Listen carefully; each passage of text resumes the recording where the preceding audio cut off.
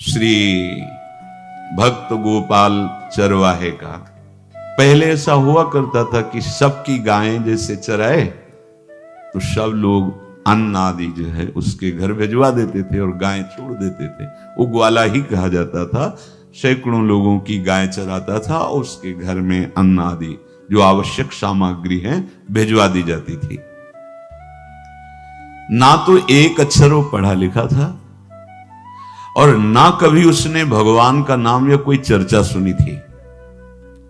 उसके कोई परमार्थ से संबंध ही नहीं था। बस गाय चराते थे, जंगल में रहते थे, पत्नी भोजन पहुंचा देती थी और परिवार चलाने के लिए गांव के लोग दे देते थे अन्न, क्योंकि सबकी गाय चराते थे। ना तो उसको किसी धर्म का ज्ञान था, ना किसी साधना का ज्ञान था। एक दिन देखा जंगल से एक मंडली जा रही संतों के। ओ श्री राम जय राम जय जय राम, श्री राम जय राम, ऐसे कीर्तन। संत जन पहले मंडली बना के चलते थे तो नाम कीर्तन पद कीर्तन ऐसे। उसको बड़ा आनंद आया। उसको लगा कि इतने झूम झूम कर संत जन गा रहे हैं, किसी से बात नहीं की, पकड़ लिया। अब पूरा तो नहीं, बस उतना राम राम राम राम ऐसे करने लगा। देखो कई बार कहा है यदि आप बिना गुरु मंत्र के भी नाम जप करेंगे तो नाम जप आपको गुरु तक पहुंचा देगा, क्योंकि गुरु प्रदत्त नाम भगवत साक्षात्कार कराता है। 50 वर्ष की अवस्था लगभग हो गई थी। कभी कोई तीर्थ याटन, धर्म कार्य, शास्त्र स्वाध्याय, सत्संग कुछ नहीं। देखो कृपा, विश्वास। अब वो अलौकिक ढंग से नाम में मिठास लगने लगी उसको। तो जोर जोर से कभी कभी नाच पड़ता, चरवाहा है ना, गाता। तो और जो लोग थे उसका उपहास करते, अरे नरक में भी ठौर नहीं मिलेगी, जिंदगी में कुछ पुण्य नहीं किया। ये ऐसे लोग बहुत उपहास करने वाले। ऐसे करने से क्या मिलेगा, नाम से कुछ हो जाएगा। उसने कहा हमने तो कभी सोचा ही नहीं कि कुछ होगा, हम तो ऐसे ही गा रहे। पर ये लोग उपहास कर रहे हैं, क्या गलत है क्या ऐसा गाना? जब तक दृढ़ ज्ञान नहीं होता तब तक माया फिसला सकती है। उसने कहा कि हम किसी लाभ के लिए, बैकुंठ जाने के लिए या कोई लाभ के लिए नहीं जपते, हमें तो अच्छा लगा, वो गा रहे थे संत जन तो हम गाने लगे। क्या सही में आप लोग समझते हैं कि ये गलत है? उनका तुम मूर्ख हो, तुम्हारी क्या समझ में आए? और उपहास करते उसका। उसके मन में एक बात आई, कोई ये प्रमाण दे दे मुझे कि ये जो मैं संतों के मुख से सुना नाम, ये परम सत्य है, ये परम सुखकारी है और इससे क्या बैकुंठ मिल जाएगा? कोई तो मिले मुझे। और जब किसी के हृदय में ऐसी आकांक्षा होती है तो वही मिल जाते हैं जो सबके हृदय की जानते हैं। एक दिन उसने देखा जब लोग दिल्ली की हंसी मजाक कर रहे थे, उसी समय एक लंगोटी पहने हुए, हाथ में कमंडल और दंड धारण किए हुए कोई वीतराग परमहंस दौड़ा, चरणों में गिर गया।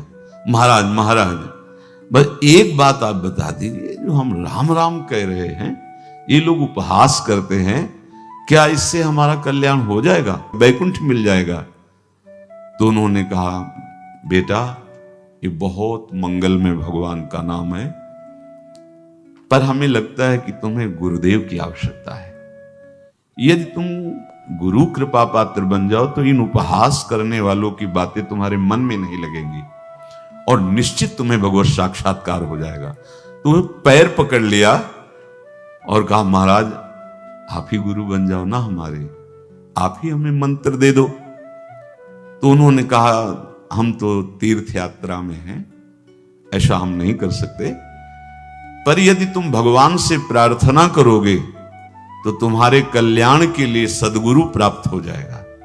इसलिए जैसे कोई पूछते किसको सदगुरु बनाऊं, तुम कहते किसी को नहीं, पहले भगवान को मानो, श्री हरि को, जगत गुरु श्री कृष्ण को, फिर उनसे प्रार्थना करो कि यदि आप आवश्यक समझते हो कि सदगुरु के रूप में आप आकर के हमारा कल्याण करेंगे तो मुझे पहुंचा दो, या आप स्वयं आ जाओ।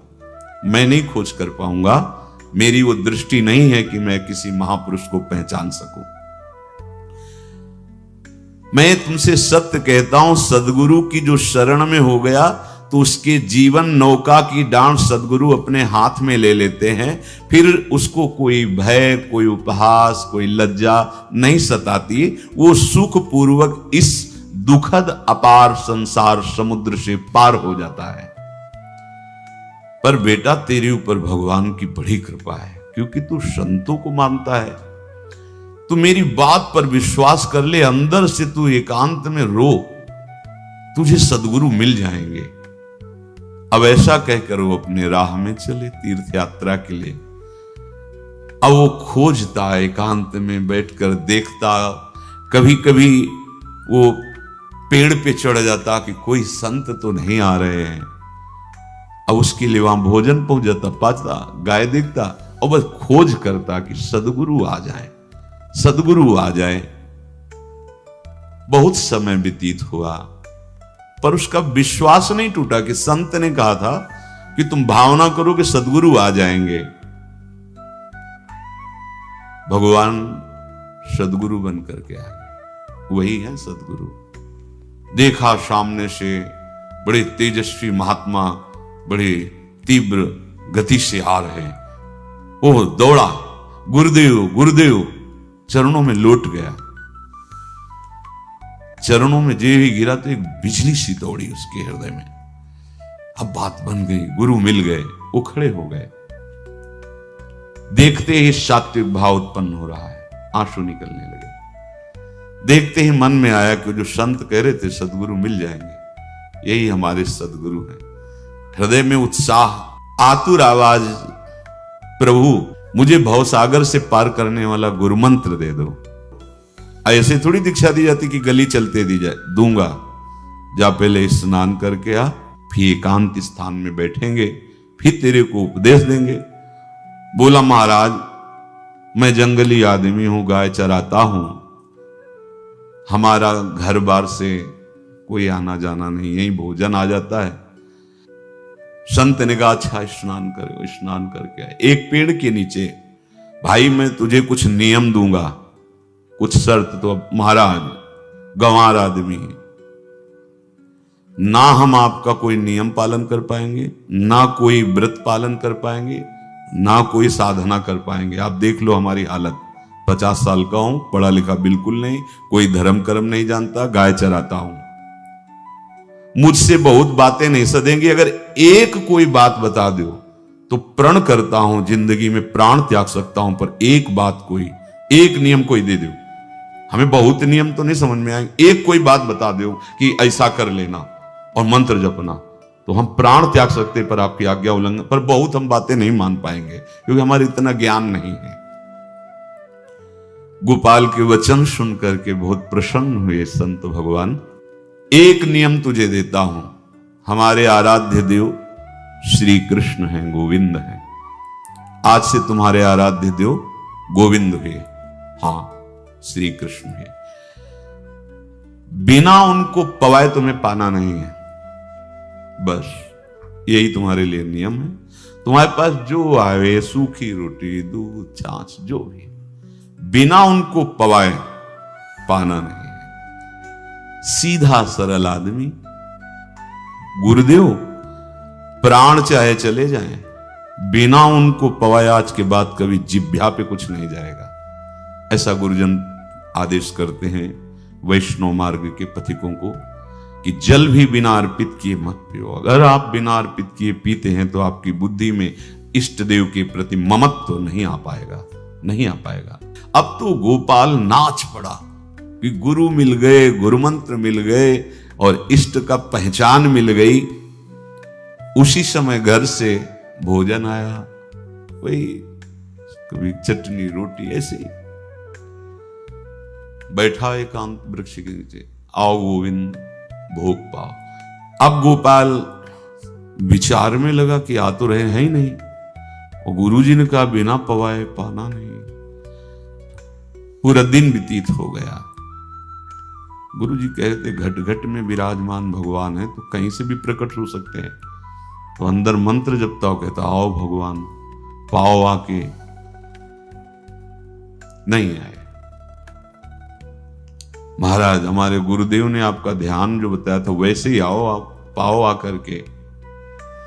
रात्रि हो गई, देखा पर वो नहीं आए तो भोजन उठाया, गाय को पवा दिया। तो बहुत सी गायें थी, भूखा रह गया।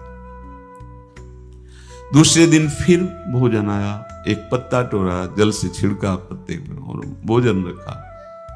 भगवान को फिर पुकारा, आओ प्रभु। गुरुदेव ने आज्ञा की, बिना आपको पवाए हम अपनी जबान में नहीं रख सकते। शाम हो गई, रात्रि हो गई, फिर गौ को दे दिया, नहीं पाया। अब एक तो 50 वर्ष की अवस्था और गौओं के पीछे दौड़ना और भोजन पाना नहीं, शरीर में सामर्थ्य धीरे धीरे कम होने लगी। तीसरा दिन, चौथा दिन, पांचवा दिन, छठा दिन, सातवां दिन, दीनानाथ प्राण चाहे निकल जाए, हम गुरु की आज्ञा नहीं तोड़ सकते। अगर आप नहीं आएंगे तो भूखों मर जाऊंगा। पर हम ये बात देखो, ये बात चरवाहा है, कोई साधना पूर्व की नहीं। गौ सेवा के प्रताप से उससे संतों में प्रीति हो गई। नाम की कृपा से गुरु, गुरु की कृपा से नामी की प्राप्ति की चाह। ऐसे कई दिन व्यतीत होते गए। अस्थि मात्र होए रहे शरीरा। पूछते कि क्या बात है, भोजन तो हम रोज लाते हैं, आप रोज लेते हैं, क्या पाते नहीं? आपका विषय नहीं। शिक्षा मिलती है, अपने गुरु उपदिष्ट साधन को किसी से बताना नहीं चाहिए। गुरु उपदिष्ट साधन जब तक सिद्धावस्था ना पहुंच जाए तब तक गुप्त रखा जाता है। जो जैसे आप सत्संग सुन रहे हो, इसमें कोई वचन आपको लगा, पकड़ लिया, अब वो जीवन में तभी बोलना जब उसका प्रभाव हमारे जीवन में आ जाए। नहीं ऐसे नहीं बोलना, नहीं तो निकल जाएगा। और अगर रोक लिया तो मंथन करेगा अंदर और आपको उसमें स्थित कर देगा। एक भी शब्द नहीं बताया कि हमारी गुरु दीक्षा हो गई, गुरु जी ने कहा था पवा के पाना, और इतने दिन हो गए भगवान तो आ नहीं रहे, इसीलिए हम पा नहीं रहे, तो हमारी ये दशा है। देखो आज का समय ऐसा है कि प्रगट में सब इंद्रियों के पोषण की व्यवस्थाएं भगवान दी, चाहे गृहस्थ हो चाहे विरक्त हो, लेकिन क्या हमारे अंदर निष्ठा है ऐसी? सबरी जी जब उनके गुरुदेव पधारने लगे तो चरणों में रो के गिरे कि प्रभु, इस पूरे विश्व में मुझ अधम को सिर्फ आप ही प्यार करने वाले, आप ही ने दुलार करके मुझे रखा, नहीं सब जगह ठोकर मिलती, कोई भी संत महात्मा हमारी तरफ देखना नहीं चाहते, और प्रभु आप जा रहे हो, आप कैसे जीवन? जानते हो क्या कहा? हम तो भजन के प्रभाव से भगवान के धाम जा रहे हैं बेटा, भगवान स्वयं चलकर तुम्हारे पास आएंगे। सबरी जी बहुत वर्षों तक कभी गुरु के वचनों पर अविश्वास नहीं हुआ, क्योंकि कहते थे भगवान आएंगे, रोज पावड़े डालती हूँ, सोहनी लगा के जल छिड़कती हूँ, रोज पे लगता है। फुसला तो नहीं दिया गुरु जी ने, नहीं, गुरु के वचन भगवान आएंगे। शायद ऐसा वर्णन की शास्त्र हजार वर्ष सोचो जरा, और भगवान आए और सबरी को निहाल किया। ऐसे हो गुरुदेव ने कहा है भगवान आएंगे, जब तक वो ना पाएंगे तब तक हमने कहा है कि और उनका उद्देश्य अलग था, कहने का कि आप भगवान को भोग लगा के पाइएगा और भजन कीजिएगा तो मंत्र के प्रभाव से तुम्हारे मानस पटल पर भगवान दिखने लगेंगे। ऐसा होता है, पर वो सीधा आदमी सीधा समझा, जब तक भगवान नहीं पाएंगे तब तक हमें नहीं पाना। 18 दिन बीत गए, कुछ न खाना न पीना। गोविंद भी देखते हैं, बाल भक्त ओम प्रकाश जी महाराज यही अपने चामुंडा के पास से उधर, बहुत नामनिष्ठ महात्मा, बाल भक्तों में बहुत ही मानो प्रहलाद जी ही हैं। जैसे प्रहलाद जी नामनिष्ठ, भगवान निष्ठ, घट घट में भगवान को देखने वाले, ऐसे श्री ओम प्रकाश जी बाल भक्त। बड़े बड़े महापुरुष गए, हरि बाबा, उड़िया बाबा, सब बस वो यही कहते कि ये श्री कृष्ण का आदेश है। फिर शायद 50 के भी ऊपर दिन गए थे, ऐसे 70 दिन। 70 दिन तक उस महापुरुष ने कुछ नहीं खाया, सशरीर अंतर्ध्यान हुए। आज समाधि उनकी बनी। जब महत्व भगवान का जग जाता है तो शरीर का महत्व नहीं। अच्छा, प्राणनाथ जब प्राणों का पोषण कर रहे हैं तो अन्न में भी तो प्राणनाथ की ही दी हुई शक्ति है, तो बिना अन्न के भी उनका पोषण हो रहा है। पर ये भागवती का आदेश से, मनमानी करने से नहीं। मनमानी करने में फिर मार्ग रुक जाएगा। भगवान आदेश करते हैं अपनी वाणी से, युक्ताहार विहार से, उचित आहार विहार, वो तो भगवद आदेश होता है। 18 दिन बीत गए। 19वें दिन जब भोजन आया तो पेट के आते सब सिकुड़ गई थी। वैसे ही 50 वर्ष के थे, आंखें धस गई थी, उठने की ताकत नहीं। पत्नी ने फिर कहा कि आप कुछ तो बताइए कि क्या आपको कोई रोग हो रहा है? आप भोजन नहीं पा रहे, मैं रुक जाऊं यहीं आपकी सेवा के लिए, या आप घर चलिए? कोई उत्तर नहीं। आप जाइए, हम ठीक हैं। ऐसा फिर धीरे से पत्ता लाए, छिड़का, भगवान आओ पाओ आकर के। शाम हो गई, फिर गाय को दे दिया। विचार कर लिया कि अब मरना ही है। मुझ जैसे अधम के पास भगवान तो आएंगे नहीं, वो तो भगवान है। पर मैं अपने गुरु के वचन नहीं तोड़ सकता, मर चाहे जाऊं। 27 दिन व्यतीत हो गए, एक कवल भी अन्न नहीं पाया। न चलने की शक्ति थी, न पत्ता लाने की शक्ति थी, न जल छिड़कने की शक्ति थी। जिस पात्र में भोजन लाई थी, लेटे ही लेटे खोला और कहा, प्रभु मुझे पता है आप इस शरीर से नहीं मिलोगे, और आप जान लो मैं अपने गुरु की आज्ञा का उल्लंघन नहीं करूंगा। ये मतलब जितने महान हुए हैं सब निष्ठाओं में निष्ठावान हुए हैं। अपने लोग फिसड्डी हैं, जरा सा कोई दुख, जरा सा कोई सुख, फिसल जाते हैं। प्राण अनंत जन्मों की बिगड़ी 27 दिन क्या होते हैं? क्या होते 27 दिन? अनंत जन्मों का जमा कूड़ा करकट भगवान साफ कर रहे हैं। ये जो तन्मयता, गुरु निष्ठा, जो प्राण भूख से व्याकुल, सब भस्म हो रहे हैं पाप अनंत जन्मों के। अनंत जन्मों, जैसे हम सोचे कि भगवान इतने निर्दयी कैसे हैं? नहीं निर्दयी, आत्मा को कुछ फर्क नहीं पड़ता। और शरीर ने जो किए हैं जन्म जन्मांतरों के, वो निष्ठा के कारण दुख नहीं पहुंचेगा। निष्ठावान को दुख नहीं पहुंचता, वो आपको दिखाई देगा दूर से, उसको दुख नहीं पहुंचता, क्योंकि निष्ठा का कवच है, वो कभी कोई भेद नहीं सकता। किसी भी माया के यंत्र में ताकत नहीं कि निष्ठा को भेद सके, उसी को निष्ठा कहते हैं, नहीं भेद पाए। 27वां दिन है। पति की दशा देख करके कहा, स्वामी अब तो आप कहोगे भी तो मैं नहीं जाऊंगी। हम आपकी दशा, इशारे से कहा, आज भर चली जा, क्योंकि उसको लग रहा था आज प्राण निकल जाएंगे। आज भर चली जा, फिर कल से जैसी तेरी आज चली जा। इशारे से, बोलने की भी सामर्थ्य नहीं थी।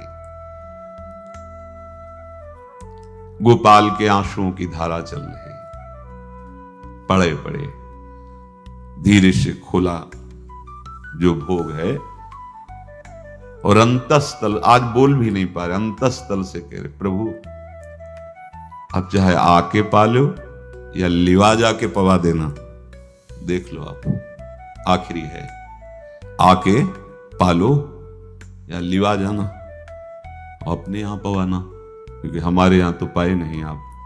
बड़े प्रेम से अंदर से आवाज आई, गोपाल। आंख खुली, क्योंकि बोलने की हिम्मत ने, ये अंदर से प्रार्थना की थी, गोपाल वो अमृतमय। गुरुदेव ने कहा था कि उनकी वाणी से अमृत बरसता है। एकदम आंख खुला, देखा वही पीतांबर, वैसे ही मोर मुकुट, वही मुरली, वही करधनी, वैसे नूपुर, वैसे ललित त्रिभंगी। गुरुदेव ने जैसा वर्णन किया था वैसा ही सुंदर रूप गोपाल के सामने। प्रभु मुखमंडल की मनोहरता देखकर निहाल हो गए। ए निहाल कर देंगे, थोड़ी पीड़ा सहना सीखो। सहत सहत बाढ़े भगति, ग्रह तन गुरु हितगार, ग्रह तन गुरु हितगार, हार अपनी करिमा। सेवक जी कह रहे हैं, देखो, ग्रह तन गुरु हितगार, हार अपनी कर। तन मन प्राण गुरु वचनों पर न्यौछावर, जो भी सहना पड़े सहूंगा। मिल गए प्रभु। प्रभु दूर नहीं है। प्रिया प्रीतम बहुत कृपालु हैं। मानो करोड़ करोड़ काम की सौंदर्यता को हे करते हुए प्रभु के लावण्य का प्रकाश हो रहा है। मनहारिणी मुरली, जैसे कहा था अधरों में वैसे अधरों में विराजमान। अच्छा, खास बात ये, ना कोई गाय देख पा रहे, नहीं कोई और चरवाहा देख पा रहा है। ये भगवान को, जैसे इस सभा में किसी से बात करें, भगवान किसी से मिले तो पास बैठा व्यक्ति भी नहीं देख पाएगा, ना जान पाएगा, क्योंकि प्राकृतिक इंद्रियां, प्राकृतिक शरीर, और वो चिदानंद में, वो तो जिसको दर्शन देंगे तो पहले दृष्टि प्रदान करते हैं। भगवान जिससे मिलते हैं पहले दृष्टि प्रदान करते हैं, तो गुरु रूप से दृष्टि प्रदान। ये जो अंतर में पुकारा ना, वो अंतर दृष्टि खुल गई, सामने देखा। इतना सुंदर विश्व मोहिनी भगवान श्री हरि का ललित त्रिभंगी रूप कि गोपाल की आंखें नहीं टिकी। इतना सुंदर रूप, आंखें भगवान के तेज के आगे बंद हो गई। जो भी बंद हुई तो देखा मानस पटल पर वैसे ही ललित त्रिभंगी। फिर खोला, देखा सामने भगवान मुस्कुराए, सामर्थ्य प्रदान की। देखो अर्जुन के साथ ही तो खेलते हैं भगवान सखा भाव से, रथाक रहे हैं, लेकिन भगवान का विराट स्वरूप देखने की सामर्थ्य अर्जुन में थी क्या? दिव्य दृष्टि प्रदान की। फिर भी कांप रहे थे अर्जुन जी भगवान की दिव्य दृष्टि संपन्न नेत्रों से उस विराट महिमा को देखकर कांप रहे थे अर्जुन। ये तो माधुर्य रूप प्रभु का है। उसने मानो इशारा किया प्रभु को कि हमारी सामर्थ्य में मैं सकिल कर आ जाऊं, नजदीक आप आ जाओ। आ गए, अपना माथा प्रभु के चरणों में रखा, आंसुओं से भगवान के चरणों का प्रक्षालन कर रहा। देखो गांव का गाय चराने वाला ग्वारा, जिसको कोई धर्म कर्म का ज्ञान नहीं, कोई भक्ति का ज्ञान नहीं, कोई शास्त्र का ज्ञान नहीं, भगवान ने फिर उसको उठाया और अपने हृदय, ज्यों हृदय से लगाया, हष्ट पुष्ट स्वस्थ सब, अंतर बाहर पूर्ण, कोई पीड़ा नहीं, कोई दुख नहीं, बिल्कुल तेजस्वी स्वरूप। भगवान की स्पर्श की महान सामर्थ्य है। बाली ने बहुत मारा ना सुग्रीव को, तो कर पर शास सुग्रीव शरीरा, जे इस पर सारी पीड़ा गई। भगवान अमृत सावी है, भगवान दिव्य चिदानंद भाव देने वाले हैं। अब तो सुरमुनि वांछित प्रभु की छाती से लपटा हुआ है। ये ऐसा ना सोचो कि कहानियां हैं, ऐसा ये सत्य विषय आप भी प्राप्त कर सकते हैं। इसी के लिए रोज सत्संग होता है। जो भगवान से लिपट कर छाती में अश्रु की बूंदे, तो भगवान ये था माम प्रपद्यन्ते, भगवान की अश्रु बूंदों से गोपाल का अभिषेक हो रहा है, मानो सुदामा मिलन हो रहा है। जैसे भगवान को दैन्य बहुत प्रिय है। तभी भाई जी महाराज कहते हैं पद में कि बुद्धिहीन बना दो हे भगवान, हमें बुद्धिहीन बना दो। ये जो बहुत बुद्धि चलती है ना, इसके लिए दौड़ भाग है। नहीं, सीधे प्रभु हमारे हैं, हम प्रभु के हैं। नाम जप आश्रय भगवत प्राप्ति निश्चित। भगवान बोले, प्यारे गोपाल अब तू रो मत, देख मैं तेरे प्रेम में पगी हुई ये जो सूखी रोटियां हैं अभी पाता हूं। और भगवान बैठ गए और उसके घर की जो रोटी थी उसे भी। देखो मुझे त्रिभुवन का कोई भी भोग प्रसन्न नहीं कर सकता गोपाल, मुझे त्रिभुवन का कोई भोग प्रसन्न नहीं कर सकता। इस बात को समझो। जिनको ये भ्रम हो कि हम अधर्म से कमा के 56 भोग लगा के प्रभु को प्रसन्न कर लेंगे, तो ये बात सुनो। कह रहे मुझे त्रिभुवन का कोई भोग प्रसन्न नहीं कर सकता। मैं ऐसे ही अन्न की चाह रखता हूं। भगवान के वचन, जैसे दुर्योधन का महल का सब वैभव त्याग के, स्वागत ठुकरा के और विदुरानी जी के हाथ का छिलका पाया। मैं ऐसे ही अन्न की चाह रखता हूं, भगवान कहते हैं, बलिहारी है। कभी प्यार से एकांत में रो के इनको पवाना सीखो। भले आप इतनी कटोरी में सब्जी 2 रोटी, अगर दैन्य भाव से कि नाथ कहां आप और कहां कैसे आपको पवाएगा, जो छवि है ना, पंखा करते जाओ ऐसे बीच बीच में जल पिला, देखो ना, ये था माम प्रपद्यन्ते तास्तते भजम। आप जैसा मानोगे वैसा ही वो व्यवहार करेंगे, पक्का समझ लो। गोपाल जो सच्चे हृदय से मुझे पुकारता है, मैं अवश्य उसको मिलता हूं। जो प्रेम पूर्वक मुझे पवाता है, मैं अवश्य उसका पाता हूं। पत्रम पुष्पम फलम तोयम ये में भक्त्या, भक्ति पूर्वक जो पवाया, भक्ति पूर्वक का मतलब दैन्य। अभक्त में अहंकार होता है, देखो ये किया मैंने, वो भगवान स्वीकार नहीं करते। वो आपका शुभ कर्म बन सकता है, अब वो भी धर्म से कमाई की है तो, पर भगवान की प्रसन्नता का हेतु होगा दैन्य। जहां भी देखो हमारे स्वामी को, जहां भी देखो दैन्य में बिके हुए पाए गए, दैन्य में। और ये दैन्य किसी बाजार में नहीं मिलती, ये दैन्यता बनावटी नहीं होती, ये वस्तुतः हृदय की होती, भगवत प्रदत्त ही होती है। पर जो संत सदगुरुदेव की आज्ञा का अक्षरशः पालन करे तो इस दैन्य का निश्चित प्रादुर्भाव हो जाएगा, अहंकार गलित हो जाएगा। वत्स, मैं किसी भी वस्तु का कभी भूखा नहीं हूं। मानो गोपाल के बहाने से हमको समझा रहे हैं, क्या चाहिए भगवान को, क्या चाहिए? कुछ भी कर लो, माना कि तुम तात्कालिक वर्तमान दुख को मिटा सकते हो, तात्कालिक, लेकिन संपूर्ण दुखों को मिटाने के लिए हरिनाम गरज रहा है, राधा नाम गरज रहा है। आपसे प्रार्थना है, समझो इस बात को। कलयुग केवल नाम आधारा। देखो, सुन के राम राम शुरू किया, मिल गए सिद्ध सदगुरुदेव, दे दिया मंत्र, बता दी निष्ठा, और मिल गए भगवान।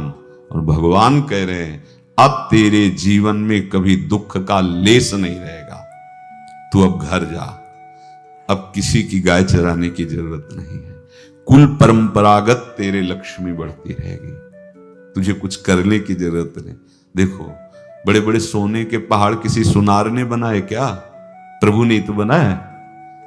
भगवान हंसते हंसते समझ ही नहीं पाए और अंतर्धान हो गए। अभी गोपाल कुछ अपने मन भर के देख नहीं पाया था, कह नहीं पाया था, भगवान अंतर्धान हो गए। अब तो चिल्ला चिल्ला के रोने लगा और विवश होके आंख मूंदी तो देखा उसके मानस पटल पर छाए। अब तो राजी हो गया कि ये मेरे प्रभु ऐसी जगह विराजमान हो गए, कोई देख नहीं पाएगा, हम रोज बात करेंगे, रोज दर्शन करेंगे। नारायण या गौर श्याम को हृदय निकुंज बसइए। तो इसलिए धैर्य धारण करके, कितना भी कष्ट हो, अब पीछे मत हटो, फिसलो मत। माया अपने पार्षदों को भेजेगी। प्रभु का चिंतन छूटे वो कुछ भी स्वीकार नहीं। प्रभु का चिंतन होते हुए जो हो रहा है उनका सृष्टि का कार्य है, जो जो जिसको सेवा दी हो रहा है। हमारा प्रभु का आश्रय अगर बदला किसी व्यक्ति का आश्रय या किसी अन्य का आश्रय, बहुत घाटा हो जाएगा। अपने इस मन को देखते रहिए कि प्रभु को प्रथम नंबर में रखता है या द्वितीय नंबर में। हमें तो लगता है हो सकता है चौथे पांचवें नंबर पे रखता हो। अगर आपको यह वीडियो पसंद आई हो तो इस वीडियो को लाइक करें और मेरे चैनल को सब्सक्राइब करें। आगे आने वाले समय में ऐसी ही और भी वीडियोस में अपलोड करूंगा। अपना कीमती समय देने के लिए धन्यवाद।